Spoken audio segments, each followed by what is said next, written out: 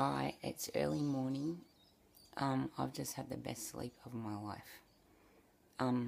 As I said, I'm recording this to keep a journal or document how this is working and what happens. Do I die? Do I live? I woke up pain-free. I fell asleep last night without my sleeping tablets, which never happens. I've been on them for over 20 years. Long time, nearly 30. A couple of years here and there where I was off them. But, last night I was going to go to bed and I hadn't had my tablets. I was heating up my heat pack and I had the cannabis oil. I made the patch. These work really good. Seriously, they're amazing. They last for about 5 or 6 hours. They're like a slow release patch. If you want to know how to make them, go a few videos back and it'll explain it to you. So I woke up completely pain-free from the most amazing sleep of my life. And it's early morning, so I'm going to go now into my bed and have another few hours sleep because I've never slept like this ever. And it's amazing. I need it, really need it. I've been fighting for my life. It's been a struggle my whole life. I can't explain it. Everyone has their own shit. I'm not going to go into poor me, but I've got a sad story too. Everyone does. Well, lots of people do. But I don't believe in fairy tales for no reason. I feel like Cinderella, and I've already passed that bit. I've done Cinderella, and I've left the wicked world behind. I think I've already eaten the poison apple, or some shit like that. And I've been cursed. The curse has already been sent. This is my fairy tale. So it's a metaphoric. So the curse has already been sent. And I've been dealing with that. But now it's like, I'm not living with 7 dwarves, but it's a happy life. I've learned how to live. My life is different now. I have a new life. And everything's different because I'm different. I've chosen happiness. I've come to a understanding of what love is. And I've learned how to love myself completely. And that took a long, long time and a lot of work. And coming to love my body was my last step. And I'll talk a lot about that because that's a lot to do with my health. But this was just supposed to be a quick little bit that I'm going to fade into the next bit after I wake up. But it was just to remind myself that this happened because, honestly, this is an auspicious day. Maybe not auspicious. I don't know what happens when you've had the best sleep of your life. Maybe Sleeping Beauty. Maybe I'll wake up and I'll be more beautiful than ever before.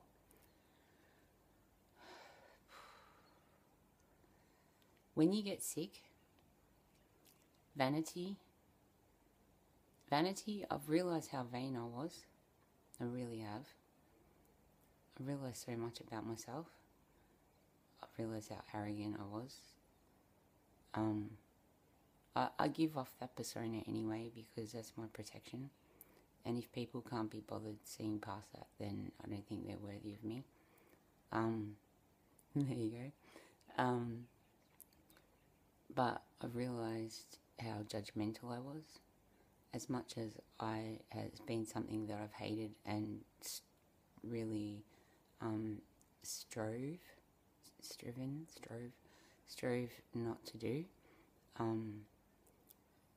judge people, but I realised, I judged myself And in trying to protect myself from being hurt, I judged other people as worthy or unworthy or good or bad for me. That's still a judgment. And since I've become softer and let more people in without expectation or just with the openness of getting to know another human being, I've found so much beauty in people. And a lot of people say that people are horrible and everyone's a cunt and blah blah blah blah, but I'm finding the opposite. As I'm finding the beauty within myself, and it's as I've got probably as ugly as I can get, I'm finding the beauty within others, and I'm becoming less shallow. And I always thought I was a very deep person anyway, but I'm realising how shallow I was in some aspects, and that's improving for me. So much has improved. When you go through terminal illness, you learn a lot, a real lot, and you get a lot of shocks, and I'll talk about that later on, but some of the things I've learnt, and yeah, they're pretty cool. So anyway, I love my life. People must think I'm a weirdo, but I am a weirdo, but I love my life because I get to experience things that are amazing. There's a song called, it's by Tim McGraw. I kind of wish that I could put a song on every vlog, and because I love lyrics, and I like all kinds of music, but I love the lyrics because they mean something to me, and it's like if I put a song, it's like it's a message to people. So I don't know how I would do it because of copyright and all that, but maybe I could put a link in the bottom every day of a video that's on YouTube of a song that I think fits, and I might start doing that, and I'll do it later on in this one. But the first song I'm going to put is called Live Like You Were Dying by Tim McGraw, and I hope you click the link in the bottom and listen to the lyrics, because I would like to give that message to you, because I didn't go skydiving, but or what he says in the song in a physical way, but emotionally and mentally, and the way I did it a lot in my head, but it was good for me and therapeutic. But I took risks and faced my fears, and yeah, anyway, you listen to it, and however it applies to you, that's art. So that's how art's supposed to be. It's individual. So anyway, yes, best sleep of my life, and I can go back to sleep now because I just can. And then I'll wake up and have a shower, and then I'll talk to you again and tell you how I'm feeling if I'm still pain-free. But this is amazing because this is working, and these patches, the slow release patches, are really, really good. They work for a long time, and they just seem to, the waterproof bandage at the end, when you pull it off, it's the complete, it just pulls off the whole thing. If you leave it long enough on your skin, it pulls off completely and it's dry. So whatever stuff that's in there, the soft, has gone into your skin, and you can feel it because it works for like 5 to 6 hours. So it's really good if you're going to go to sleep and you're in a lot of pain. Try the patch. My patch idea. I don't know if other people do this, but it was an idea I come up with, and it's working. So yeah, thought I'd share that with you, and also remind myself of my greatest sleep ever. Yes. Sleep. I think that's why I wanted to die my whole life, because I just wanted to sleep. I didn't want to die. I just wanted to fucking sleep. And sleeping tablets, they help you sleep, but you don't sleep properly. This is different.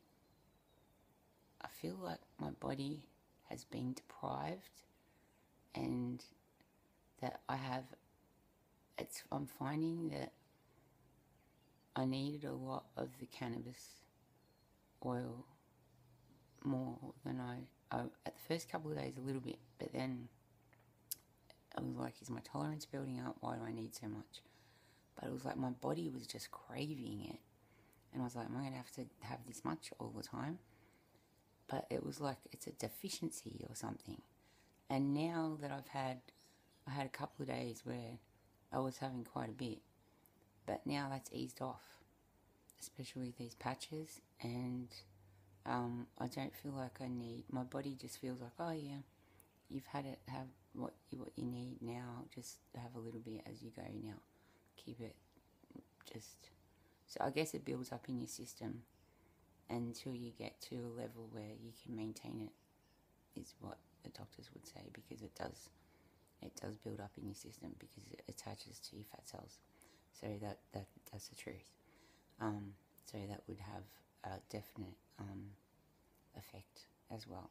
So it could just be that, but I feel that it was also a deficiency in my body of CBD that I needed, and that the reason why I had that deficiency is because the government stole nature, and before that nature grew everywhere and animals were able to eat it and we ate them, all their produce. And even in the soil, as it went into the soil, it would have provided nutrients in the soil. And I don't know if you're aware of it, but it's been proven that our soil doesn't even have enough nutrients in it to give the vegetables what they need anymore. This planet is delicate. We're delicate. Do you realise that? Do people realise? Natural disasters give us that understanding for a bit, but it's like we forget so quickly how fragile we are and how fragile life is, and we can explode. If the maths are negative, then you explode. And I've worked out the maths and physics to it. I'm not going to go into it, and I will, though. I want to. I just didn't want to write a thesis. Couldn't be fucked. But if there's some people smart enough out there to understand what the hell I know, I'll be happy to explain it properly. I've put some things up on the net just to kind of claim copyright, but I've got some interesting theories on the maths to the beginning of how the only way I can think that life can have come into existence. Seems to me the only way. But anyway, that's what I think. But yeah, life can go out of existence too. Our life. We're just a small little world. We're nothing. We're ants. So think of an ant colony. You can just spray it and it's dead. And we've got people on our planet that want to spray it. So I don't know. We need to. You can sit there and you can whinge and say how bad it is and blame everyone. And as good as it is to know the negative so you can overcome it, also you need to keep in mind that if you're sitting there thinking about how bad it is all the time, that you're just going to manifest more of that into reality. So that's not really the best way. So the best way is to take action, positive action, in whatever way you can, as small or big as it is, whatever it is. And that will give you a sense of purpose, you'll feel successful because you'll be doing something that's good and you'll achieve things, and it'll help us live. If we all do it, or lots of us do it, it'll keep the planet alive. And it's really a few guys up the top that have got Prime Minister or President title or whatever they have, dictator, whatever. It's a bit much to ask them to fix everything, really. And thousands, millions of people can sit and whinge and say, oh, you didn't do this and I voted for you, but the red tape and the rules and the laws and how long it takes to change everything and all the bureaucracy. It's like, how are they supposed to do it so quickly? How are they, and then everyone wants to have, I mean, we got plebiscites going. I mean, you got to debate the issue for 4,000 years, and it's just like, But if you just personally take action on what you know is good, then good will happen. Good, and everyone knows what good is. It doesn't matter if you're bad. The most baddest people, sociopaths, know what good is. Everyone knows what good is. And good is good, and that's why it's called good. Otherwise it wouldn't be called good. And if in doubt, leave it out, because if it doesn't feel completely good and you know 100% that it's good, then it's not. If you think, it's kind of good, but there's this, then it's not good. So try and do things that are good, and think of it as love. This is just what I do. Okay, I'm not telling you what to do, and it sounds like I do, and I say you, but it's just, I mean me. If I mean anyone, I'm reminding myself, if anything. But try and do things that are good, and know that loving yourself and you feeling good is okay. I felt guilty for feeling good at the start, because I hadn't felt it before. And I thought, I feel bad for feeling good. And we're made to feel bad for feeling good. It's like if you're too happy or too enjoying your life, people get jealous, or they want to take it from you, or they want to stab you in the back, or so it's like you feel like, oh, I'm not allowed to show that I'm good. If you're at school and you're an A grade student or whatever, you get picked on, or it just goes through all of life. That's what I like about Americans. Australia especially, tall poppy syndrome, man. Wow. Like poor Kylie Minogue, when she started, they gave her so much grief. They called her the singing budgie. But then as soon as she made it over in UK, oh, our Kylie, oh, our Kylie. All of a sudden she was a superstar. We loved her. We always loved her. Oh, no, they didn't. They were mean to her. But as soon as she made it overseas, all of a sudden she was our Kylie. Then we claimed her. Australians are a bit like that. I love my country, and I think it's the best country in the world, but I do like the way Americans celebrate positivity, and they celebrate success, and I like that. It's sad that it's been used against them. I think they're really being, I think Hollywood's a brainwashing tool, but I'm not going to go into that. But yeah, but I like that about them. I really do. I like Americans. They're cool people, really cool people. They're polite. They're so polite. They taught me not to butt in so much. I still do it, but they put up with me. But they're very polite, and they're nice. They're nice people. They're just got manners. And Australians, we're real and we're down to earth and all of that, but we are uncouth. And sometimes we're embarrassing.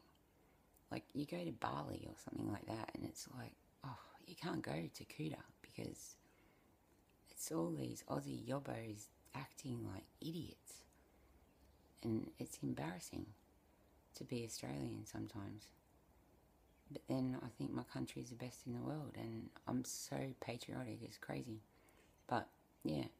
And not because I'm, like, racist or anything, because I don't believe this racism thing. Oh, I'll talk about that one day. But it's not because I'm racist, because I believe in protecting culture. And to me, this globalisation is a load of shit. It's just the same as Hitler, building one kind of nation. No. Because that's not what it's about. It's about, we should be protecting Greece. We should be protecting Italy. Those places are old. They're heritage. I mean, we don't even let people tear down old houses that are over 100 years old here. You got to paint them in the same old colours. But they're just tearing down these countries that are full of heritage and culture that we can't lose. We've seen what happens when culture gets lost in our country. It's so hard for our Indigenous people to maintain their culture. They've had it stolen from them. And it's happening still across the planet. And it needs to stop. And they use racism as a way to control us and make us feel bad. They say, oh, you're a racist. No, I'm not a racist. I just know that people are different. Different cultures have different attributes. And I don't judge it. It's just how people are. And there's nothing wrong with it. I think it makes us rich. But to say it doesn't exist, or to try and create a global nation, sounds very Hitler-like to me. And this is what worries me, is that a lot of the stuff that Hitler had has just continued on, and a lot of these high-up people will admit to you that a lot of science came from Hitler, this came from Hitler, that came from Hitler. Okay, good. He was a genius. I don't think he was a genius. In fact, he wasn't a genius. I think he was a mastermind. And I'll explain the difference in that later. A mastermind is completely different to a genius. A mastermind doesn't use their brain. They use their mind. They have very good memories, and they create loops of memories in their mind that they can call on and use. And they often speak by rote, and they're very well presented in their speech. Whereas geniuses, I'll often mistalk, I'll say things, because I've got a million things going on in my head at once. I'm not as calculated. I'm genuine. So, yeah, he was a mastermind. So, I don't believe in evil as such, but bad people are usually masterminds. And that are really smart. Whereas geniuses are usually genuine. And if you look at the geniuses of the past, they were genuine. And a lot of them made discoveries or whatever, inventions, gave them away for free, or all kinds of things, got ripped off, whatever. So that's what happens to geniuses. And then if you're portrayed in a movie, they make you look like a dork. So my thing, my whole life, honestly, has been to be cool. I didn't care about anything else except being cool. That was been my number one priority in life. I don't know how well I've done, but it's been good to maintain my emotions, because I feel things so deeply and understand things so much. So yeah, being cool is what's important to me. So I'm gonna be cool now. This is supposed to be like a 5-minute video. I don't know what I'm gonna do. I might post 2 videos today. I don't know. So I'll do another one later for when I wake up. And people can watch them if they want. If they don't want to, it doesn't really matter, because I'm just documenting my stuff. Oh, I gotta do my ending. If I'm gonna finish this and do it as 2 videos. Okay, so my greatest wish, living wish, because there's no point doing it if I'm dead or on the other side. And for this life is to meet the rap, the hip hopper. Have you seen him? He hip hops. Watch him on stage. Watch how he dances. He's a hip hopper. Anyway, he hip hops. So anyway, I want to meet Eminem, the hip hopper from America. And I want to meet him, and I want to send him a message every day if I can think of one. But I haven't thought of one because I don't do that. I just do whatever. I literally live in the moment. I don't pre-think what I'm going to say before I get on here. I just say whatever I'm going to say when it comes out, and I don't censor myself ever. I try not to be too rude, but that's hard for me. Okay. Alright, what do I want to say to Eminem? I think the hardest thing about being a genius is that you can understand things so deeply, and it can get confusing. But if you go inside yourself, into the middle of you, into your soul, the center, your gut feeling, and you follow that and use all the information and the knowledge that you can get, but in the end, trust yourself. You got to know yourself to trust yourself, but I think you'll find we're all connected to pure truth, and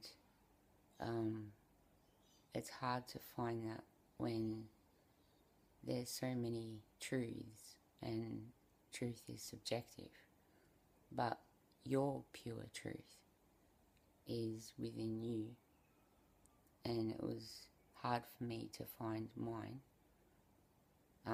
I guess it's hard for everyone, but I'm just talking to you right now because I think you understand where I'm coming from. Just do that. Start even just for a little bit. Just do it with small things so that you can see if you can trust yourself, because you're a genius and you're genuine and you're beautiful, and I like that. It's cool, and I'm thanking you for bringing, I believe you are the person responsible for bringing hip hop and rap to, because hip hop is one genre of music, but rap has crossed over. Rapping has gone into all kinds of music. So, but I attribute that to you bringing that to the mainstream audience. Maybe not in America, maybe it was already there, but in other countries and across the world, you're the one that did that. And why is that so important? Because I know, and I saw lots of young men especially, and women, that had no way to express the anger, the frustration, the feelings that were inside that they were told they weren't allowed to say. And you gave them you facilitated them to say it. You gave them an outlet, a way that they could say it where it was cool and it was music, it was art, and all of a sudden they could say things and they weren't getting picked on for it. They were getting told, oh, that's good because that's music. And it was therapy. And I saw rappers, young rappers, the way their lyrics would change, like from I want to kill you to, and stabbing and all this stuff to more positive stuff about being men and being real and their emotions. And you did that. I think you gave them that liberty, that freedom. And I've seen some of your interviews, and you often say that if you want to leave a legacy, it's that you left freedom of speech. And I'm taking that liberty too. You've inspired me to have that, because I'm going to use that one. And I mean it. So thanks.